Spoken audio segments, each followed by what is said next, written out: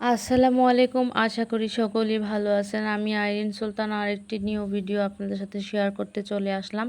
So আজকে আমি এখানে তৈরি করব খাসির কষা ভুনা। সো আশা করি সবার কাছে ভালো লাগবে। সো এইখানে আমি নিয়ে নিয়েছি ১.৫ কেজি পরিমাণের খাসির মাংস। সো পরিমাণ মতো আমি আদা বাটা, রসুন বাটা দিয়ে দিলাম। এখন আমি দিয়ে দিচ্ছি হলুদের গুঁড়া, মরিচের গুঁড়া আর জিরার গুঁড়া, ধনিয়া গুঁড়া, তারপর ৪টার মতো এলাচ, তারপর ৩টা গোলমরিচ আর 3টা দারচিনি, সো লবণ আর তেজপাতা। এখন আমি সবগুলো দিয়ে ভালো করে মাখিয়ে নেব।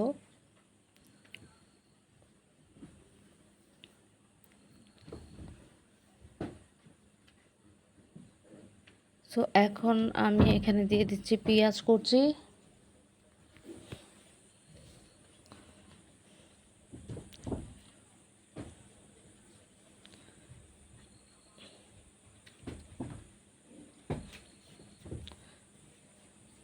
মাংসটা ভালো করে কষানো হলে মাংসের টেস্টটাও কিন্তু ভালো আসে। সো এখন আমি এখানে অল্প পরিমাণ তেল দিয়ে দেব, কারণ আমি মাংসটাতে কোনো হাড় নেই নাই, আর চর্বির পরিমাণ ছিল এখানে বেশি, তাই এখানে আমি অল্প পরিমাণ তেল দিয়েছি।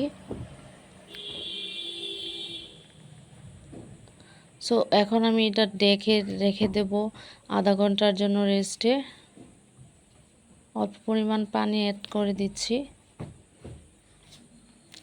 ভালো করে মাখিয়ে আমি আধা ঘন্টার জন্য রেস্টে রেখে দেব, যতক্ষণ না পর্যন্ত মাংসটা নরম হয়ে আসছে। সো এখানে আমি পেঁয়াজটা ব্রাউন কালার করে নিয়ে মাংসটা দিয়ে দিচ্ছি।